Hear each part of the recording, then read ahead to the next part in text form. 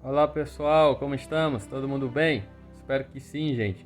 Pessoal, hoje vamos falar de um tema muito interessante e bastante amplo, que daria aí vários anos de estudo, né? Mas nós só temos 15 minutos aqui no Instagram, mas vamos falar dos principais pontos desse tema para que tire aí as dúvidas iniciais de quem não conhece. Vamos falar sobre reencarnação, o que é, para que serve, tá na Bíblia, não tá, tá? Então vamos comentar um pouco sobre isso. Pessoal, a reencarnação ela é a volta do espírito em um corpo diferente, né?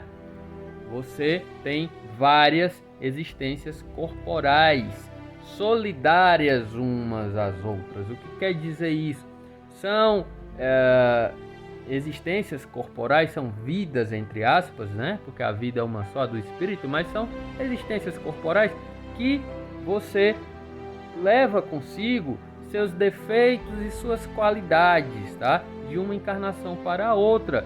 Caso contrário, né? Se não fosse assim, não existiria sentido na reencarnação. Se você começasse do zero, assim, em toda a encarnação, né? Se você começasse sem defeito e sem qualidade, a gente sabe que não é assim. É só você observar uma criança, tá? Você já consegue observar aquele germe ali latente, né? Com defeito, germe dos defeitos e das qualidades, tá?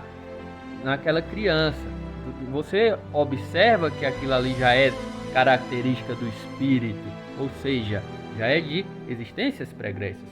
Gente, tá na Bíblia, não tá? Claro que tá, gente. Claro que tá em diversas passagens da Bíblia. Hoje tá muito fácil de você ter acesso a essas informações. Coloca aí na internet, reencarnação na Bíblia, né? Temos a passagem famosa de Jesus com Nicodemos, em que ele diz que é preciso que se nasça da água e do Espírito. A água, naquela sociedade daquela época, acreditava que tudo que era material, tudo que existia no mundo, os continentes, né, tudo do nosso mundo material, provinha da água, dos oceanos. A gente sabe que hoje não é verdade isso, mas eles acreditavam, não tinha ciência desenvolvida naquela época. Então eles acreditavam que tudo provinha da água. Então, quando Jesus falou para aquela sociedade que tudo que nós precisaríamos nascer de novo da água e do Espírito, se referiu a isso. Muitas pessoas, né, nas religiões tradicionais acreditam que a água seja o batismo, com todo o respeito, né? Nós respeitamos bastante, eu sou batizado, minha filha será batizada, não tem problema algum nisso, né? Mas o sentido que nosso Senhor Jesus Cristo quis colocar foi para aquela sociedade daquele tempo, que acreditava que tudo provinha da água. Então, nascesse de novo da água, que é da carne, que você nascesse de novo, a carne, ou seja, a reencarnação, e do Espírito, tá? Do Espírito, nosso Espírito imortal, tá bom? E diversas outras passagens. Exemplo, Jesus falou sobre João Batista, aí está o Elias, né? E ele falou, o Elias já veio, esteve entre vós, João Batista, tá certo? Ora, todo mundo conhecia João Batista como João Batista, e como é que ele poderia ser Elias? Logicamente, João Batista era a reencarnação do profeta Elias, né? Não há dúvida quanto a isso. Ah, mas por que as religiões tradicionais não acreditam em reencarnação, dizem que a reencarnação é coisa do demônio e tal? Gente, a reencarnação ela era um processo já aceito, já naquela época de Cristo. Os judeus acreditavam em reencarnação, os cristãos primitivos acreditavam em reencarnação. Ah, por que não acredita mais hoje? Tá? Porque foi tirado no concílio de Constantinopla em 553. Na época, o imperador Justiniano tinha uma esposa chamada Teodora. E essa Teodora, essa esposa dele, tinha feito muitas coisas erradas. Ela era prostituta, né? E ela conseguiu aí mudar de vida e virou a imperatriz, a mulher do imperador. Mas ela tinha aquela questão na consciência dela. Naquela época se dizia que ela matou 500 prostitutas e se dizia que ela precisaria renascer e ser assassinada 500 vezes. A gente sabe que não é bem assim que acontece. Logicamente ela ia pagar por seus débitos, mas a gente sabe que não é bem assim que acontece. Só que naquela época não se tinha a explicação de como esses processos se davam. Se acreditava, mas não se tinha explicação. Essa explicação veio com o Espiritismo, muito tempo depois. Mas já se acreditava em reencarnação. E ela, para se livrar desse débito de sua consciência, ela aboliu a reencarnação das religiões, como se isso resolvesse alguma coisa, né? Então, desde o Concílio de Constantinopla de 553, a reencarnação foi abolida das religiões tradicionais. Mas, antes disso, os cristãos acreditavam, né? Os cristãos, né, primitivos, tá bom? E não é por causa disso que a reencarnação vai deixar de existir. Por exemplo, você coloca um dedo na tomada, você vai levar um choque. Você não está vendo a eletricidade, mas você vai levar um choque. Porque sabe que ela passa ali. A reencarnação é uma lei divina. Ela ajusta tudo. Tá certo? Então, tá na Bíblia? Tá, em diversas passagens. Eu citei 2 aqui, mas tem várias. Tá certo? Jesus Cristo falou: eu não posso vos falar tudo, mas a seu tempo eu enviarei um Consolador prometido. Ou seja, o próprio Cristo disse: eu não posso vos falar tudo. Ele não disse tudo. Ele disse que ia enviar um outro Consolador ao seu tempo, não foi? Então, foi o Espiritismo que veio, né, ao seu tempo, já quando a sociedade estava madura para recebê-lo. E aí explicar todos esses processos. Foi o Espiritismo que inventou a reencarnação? Claro que não. O Espiritismo explica a reencarnação, explica a relação entre os mundos, o nosso mundo corporal e o mundo espiritual. Mas não é o Espiritismo o inventor disso. Tá longe disso, é muito antigo, né, gente? Em todas as épocas da humanidade já se falava em reencarnação e a comunicação com os médios. A Bíblia está cheia de comunicação mediúnica. Cheia. Todos esses anjos que aparecem na Bíblia, né, dando aí os recados de Deus. É tudo comunicação mediúnica. Todas as comunicações mediúnicas. A Bíblia está cheia, basta que a gente abra um pouquinho a cabeça para essas novas ideias do nosso espírito. É natural que quem não está aberto ainda a isso fique um pouquinho refratário, porque afinal de contas são várias encarnações em religiões tradicionais que não tem problema algum, desde que esteja voltado a Deus. Mas é preciso que o nosso espírito aí se abra para as verdades universais que a gente ainda não consegue aceitar, tá? É lei divina, tá certo? Pessoal, reencarnação e ressurreição, diferença de uma para outra. A reencarnação é você nascer em corpo diferente. O espírito é o mesmo, mas você renasce em corpos diferentes, tá? A ressurreição seria você reviver no mesmo corpo, tá? Muita gente confunde, diz, né? Tá lá na Bíblia, a ressurreição de Cristo e tal.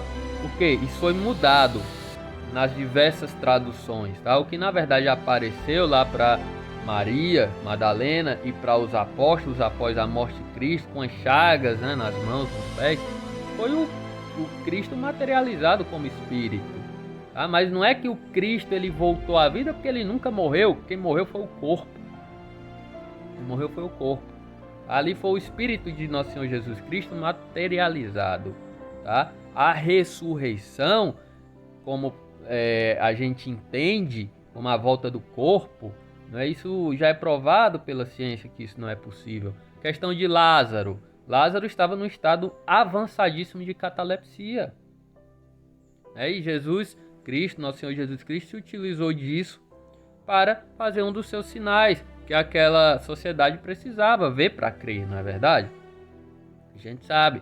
Então, na verdade, a ressurreição de Cristo foi o aparecimento do Espírito do nosso Senhor Jesus Cristo materializado.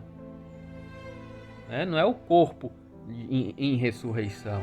Então, eu compreendo que essas ideias são muito novas para muita gente, mas é preciso, como eu falei, que a gente se abra para isso, para que a gente evolua nesse sentido espiritual. Não estou dizendo que ninguém é involuído, não, pelo amor de Deus. Todo mundo é evoluído em alguma coisa e todo mundo precisa aprender alguma coisa, como todo mundo pode ensinar alguma coisa. Então é preciso que a gente se abra para novos conhecimentos, para novas ideias. Eu estou falando aqui por cima, mas se você quiser se aprofundar, temos aí um conteúdo vastíssimo na internet. Graças a Deus nós temos essa facilidade hoje em dia, né? Da internet, que a gente pode pesquisar o que for. Então faça a sua pesquisa. A reencarnação, ela é a prova da justiça de Deus. Eu pedi para nascer? Certamente pediu. Nós temos aí uma diferença em dois tipos de reencarnação. A reencarnação compulsória e a reencarnação programada. O que é a reencarnação programada? Vamos começar pela programada. É aquela reencarnação em que você, junto com os seus mentores espirituais, espíritos aí mais evoluídos, vocês fazem, nós fazemos a nossa programação encarnatória, tá? Diante dos nossos defeitos, das nossas qualidades, nós escolhemos as provas que nós iremos passar na vida e as expiações também, tá? Nós escolhemos as dificuldades que nós teremos na vida, as pessoas que nós vamos encontrar, os nossos pais, as famílias, né, que nós vamos estar ali inseridos, o meio que nós vamos estar inseridos, de acordo com o que nós precisamos para a nossa evolução espiritual, tá certo? É a reencarnação programada. Então, quando você passa por alguma dificuldade, mas eu não escolhi nascer, certamente você escolheu. Então, aquilo ali é para o seu aprimoramento espiritual. Então, tenta passar por aqueles problemas da melhor forma possível, porque você provavelmente escolheu para o seu aprimoramento, tá certo? Então, reencarnação programada. E a reencarnação compulsória é aquela reencarnação obrigatória.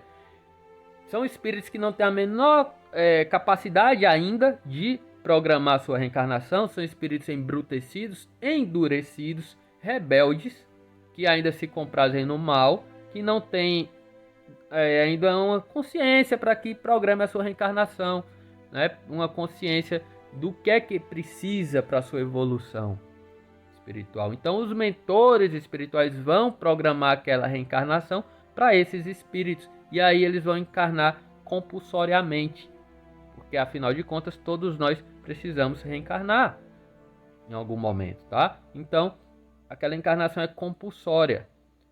Mas adianta reencarnar um espírito desse só para fazer o mal? Adianta, porque aquele espírito vai se adiantar em alguma coisa, ele vai aprender alguma coisa, certo? Pode não ser muita coisa, mas em alguma coisa ele vai se adiantar. O espírito, ele não retroage, ele no máximo estaciona. Aí esse negócio, vai reencarnar em um corpo de animal. Não, gente, não. O espírito não retroage, não, tá? A gente não pode reencarnar em corpo de animal, seria uma involução isso. A gente no máximo estaciona, tá bom? Então, tá aí um exemplo de reencarnação compulsória, um exemplo do espírito que não tem a capacidade ainda de programar sua encarnação, tá? Por isso que a gente diz, gente, que o Deus não dá um fardo que a gente não possa carregar, porque certamente todas as situações que nós passamos difíceis, nós mesmos escolhemos, tá? Agora, lembrando que nós temos o nosso livre-arbítrio. Nós podemos ou não fugir da programação espiritual. Nunca é bom fugir dela. Por exemplo, questão do tabagismo, alcoolismo, drogadição, a gente vai estar se suicidando involuntariamente. Com certeza isso não foi programado. Isso não foi programado. Por exemplo, se eu sou uma pessoa alcoólatra, eu estou me destruindo aos poucos. Isso não foi programado. Não é programado que eu me destrua aos poucos. Então eu vou estar fugindo da minha programação espiritual. Vou estar fugindo dela, e quando eu chegar no mundo espiritual, eu vou arcar com as consequências disso. Então é importante que nosso Jesus Cristo falou, né? Orai e vigiai. A gente não deve fugir da programação reencarnatória, porque aquela programação é necessária. Vou dar um exemplo aqui rapidinho, tá num dos livros de André Luiz, em que uma moça, que ela era muito vaidosa, se deixava levar pela vaidade, pelo orgulho, ela pediu para vir na nova encarnação dela como uma pessoa deficiente, tinha uma perna menor do que a outra. Para quê? Para que nessa encarnação dela, ela não se deixasse levar pelo orgulho nem pela vaidade. Era como uma poda para o orgulho e a vaidade dela. Então ela pediu para nascer daquela forma, para que ela aprendesse a lidar com o orgulho e a vaidade. Um pequeno exemplo, né, de diversas outras situações que nós podemos escolher para a evolução nossa espiritual. Tá bom, meus amigos? Um grande abraço, fiquem com Deus, que Deus seja Louvado!